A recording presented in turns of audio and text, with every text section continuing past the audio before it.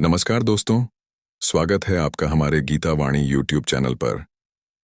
यहाँ हम आपको श्रीमद् भगवद गीता के अनमोल ज्ञान और श्री कृष्ण के प्रेरणादायक विचारों से रूबरू कराते हैं।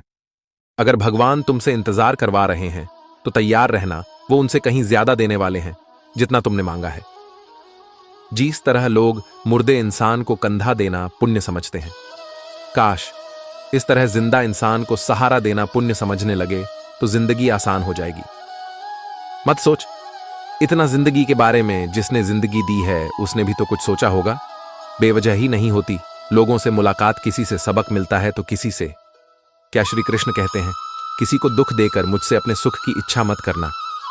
अगर तुम किसी को एक पल का भी सुख देते हो तो अपने दुख की चिंता कभी मत करना। जब डर दौड़कर भी बोली दोनों सहन होने लगे तो समझ लेना जीना आ गया है। कौन क्या कर रहा है, कैसे कर रहा है, क्यों कर रहा है, इन सब से आप जितना दूर रहेंगे उतना ही खुश रहेंगे। हंसते रहो तो दुनिया साथ है, वरना आंसुओं को तो आंखों में भी जगह नहीं मिलती। जीवन में जो होता है वह किसी वजह से होता है, या तो वह आपको कुछ बनाकर जाता है या फिर कुछ सीखा कर, कटना पिसना और अंतिम समय तक निचोड़े जाना। गन्ने से बेहतर कौन जानता है कि मीठा होने का नुकसान कितना होता है। जब कोई दिल दुखाए तो सबसे बेहतर है कि हम चुप हो जाएं, क्योंकि जिन्हें हम जवाब नहीं देते उन्हें फिर वक्त जवाब देता है। अंधे पहरे गूंगे बनकर अपने लक्ष्य पर ध्यान देते रहो। यहां इतने खाली लोग हैं कि ना खुद कुछ करेंगे और ना करने वालों को कुछ करने देंगे, और उनका मनोबल भी तोड़ देंगे। लोग जरा सी बात पर आपको छोड़ देते हैं और भगवान जरा सी प्रार्थना से आपको थाम लेते हैं। कर्मों से डरिए, ईश्वर से नहीं। ईश्वर तुम माफ कर देता है मगर कर्म नहीं। यह अटल सत्य है कि जैसे बछड़ा स्व गायों में अपनी मां को ढूंढ लेता है, उसी प्रकार कर्म अपने कर्ता को आज नहीं तो कल ढूंढ ही लेता है। नियत साफ और मकसद सही हो तो यकीनन किसी ना किसी रूप में ईश्वर भी आपकी मदद करते हैं। जिंदगी में जितना शांत रहोगे अपने आप को उतना ही मजबूत पाओगे, क्योंकि लोहा ठंडा होने पर मजबूत होता है।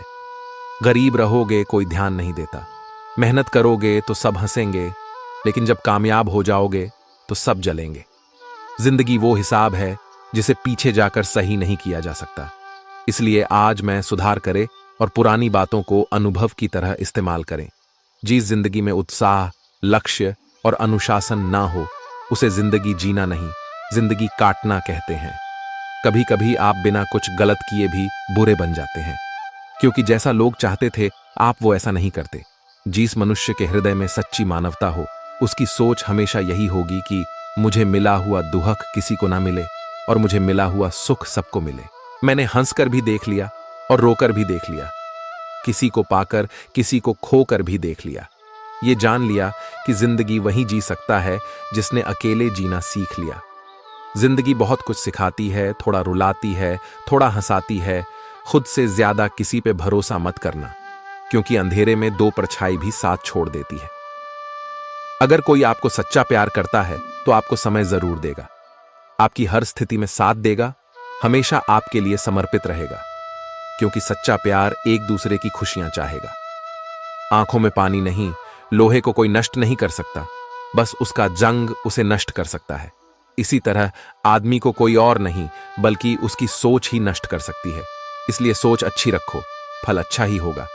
इतना कमजोर मत बनो कि कोई भी आपको तोड़ सके, बल्कि इतना मजबूत बनो कि आपको तोड़ने वाला खुद ही टूट जाए। आपको मजबूत बनाता है, डर आपको बहादुर बनाता है, अनुभव आपको सीखा देता है। जिस दिन हम समझ जाएंगे कि सामने वाला गलत नहीं, सिर्फ आपकी सोच हमसे अलग है, उस दिन जीवन में सब दुख दूर हो जाएंगे। क्यों रोते हो? मन का ना होने पर जो लिखा है वही होकर रहेगा। एक रास्ता बंद करने से पहले भगवान 10 रास्ते खोल देते हैं। गर्मी के मौसम में पत्ते सूखने के बाद भी पंछी घोंसला नहीं छोड़ते, क्योंकि वो जानते हैं फिर से बरसात आएगी और पेड़ पर नए पत्ते आएंगे। जो हुआ उसे भूलकर नई शुरुआत करो और याद रखो, जिसका कोई नहीं होता उसका भगवान होता है। मतलब से जुड़े रिश्ते मतलब तक साथ देते हैं, लेकिन दिल से जुड़े रिश्ते आखिरी सांस तक निभाते हैं। अच्छा काम करते रहो, चाहे कोई सम्मान करें या ना करें, क्योंकि सूर्योदय तब भी होता है जब करोड़ों लोग सोए रहते हैं। दुनिया में हर एक काम आसान है, केवल अंदर से आवाज आनी चाहिए। हमेशा मेहनत, और उस परमात्मा पर विश्वास रखना इस सफलता का सूत्र है। जीवन में सबसे बड़ी गलती वो है जिस गलती से हम कुछ सीख नहीं पाते। जो व्यक्ति अपने मन को काबू में कर सकता है वह जिंदगी में कुछ भी कर सकता है। इंसान की अच्छाइयों पर सब खामोश रहते हैं, लेकिन चर्चा अगर बुराई पर हो तो गूंगे भी बोल पड़ते हैं। श्री कृष्ण कहते हैं, तुम्हारे बीते हुए कल को तो मैं ठीक नहीं कर सकता, क्योंकि तुम वर्तमान में अगर अच्छा कर्म करोगे तो मैं तुम्हारा आने वाला कल जरूर उजागर करूंगा। झूठी बातों पर लोग आपके वाहवाही करेंगे, वही लोग आपको तबाह करेंगे। बुरे से बुरा क्या ही होगा, हम तो हमेशा ही सोच लेते हैं, मगर अच्छे से अच्छा क्या होगा हम ये कभी नहीं सोचते। जो ईश्वर रात को पेड़ पर बैठे पक्षियों को कभी गिरने नहीं देता, तो सोचो वह तुम्हें अकेला और बेसहारा कैसे छोड़ सकता है।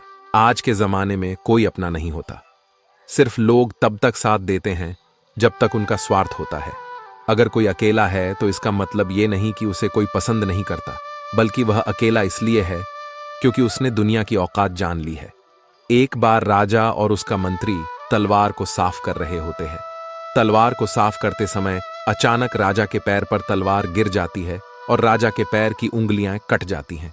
उस राजा को उंगली कटने के कारण बहुत ही तकलीफ हो रही थी, बहुत ही दर्द हो रहा था, लेकिन उसका मंत्री कहता है, शांत रहिए महाराज, जो कुछ भी होता है अच्छे के लिए होता है। राजा को यह बात सुनकर गुस्सा आ जाता है। वह मंत्री से कहता है कि मेरी अंगुनी टूट गई और तुम कह रहे हो अच्छे के लिए हो। वो मंत्री राजा को समझाने की कोशिश करता है, पर वो नहीं मानता और बिना सुने गुस्से के कारण मंत्री को काल कोठरी में बंद करने का आदेश दे देता है। पर मंत्री को इस बात का कोई दूहक नहीं था, क्योंकि उसका अभी भी यही कहना था कि जो होता है अच्छे के लिए होता है। वो अपनी खुशी से ही अपने आप को सैनिक के हवाले कर देता है। राजा इस बात को सुनकर चौंक जाता है, सोचता है कि मेरा मंत्री कितना मूर्ख था। उसे लग रहा था कि मैंने उसे अच्छाई के लिए कैद कर दिया। इस घटना की 3 महीने बीत जाते हैं। एक दिन राजा अपने सैनिकों को लेकर शिकार करने के लिए जंगल में जाता है। राजा को एक हिरण दिखता है। हिरण का पीछा करते करते राजा घने जंगलों में चला जाता है। वह हिरण को पकड़ नहीं पाता और जंगलों में खो जाता है। वह बाहर आने के लिए रास्ता ढूंढता है, लेकिन रास्ता उसे नहीं मिलता। तभी कुछ आदिवासी लोग उसे घेर लेते हैं। उन लोगों को पता नहीं था कि वह राजा है। वो लोग अपनी देवता को बलि चढ़ाने के लिए एक इंसान को ढूंढ रहे थे। आदिवासी लोग राजा को पकड़कर अपने इलाके में ले जाते हैं। राजा उनको बार बार समझाने की कोशिश करते हैं, लेकिन वो लोग कुछ भी नहीं समझ रहे थे। वो लोग खुशी से नाचते हैं और राजा को नहलाकर बलि चढ़ाने के लिए उनको कपड़ा पहनाते हैं। अब राजा को लगता है कि वो मरने वाला है। जब आदिवासी लोगों का मुखिया राजा को मारने जाता है, तब देखता है कि राजा की पैर की उंगली कट चुकी है। इसको देखकर उसका मुखिया कहता है कि इस इंसान की बलि नहीं दी जा सकती, क्योंकि ये इंसान पूरा नहीं है, एक अंक कटा हुआ है और उनके भगवान को एक पूरे इंसान की भले ही दी जा सकती है। अगर ऐसे इंसान की बलि दी जाए जिसका अंक पहले से कटा हुआ है, तो उनके देवता खुश होने की जगह नाराज हो जाएंगे। फिर वो लोग राजा को छोड़ देते हैं। राजा खुशी खुशी अपने महल चला जाता है और सोचता है, अगर मेरी उंगली उस दिन ना कटी होती तो आज मेरी मौत हो जाती।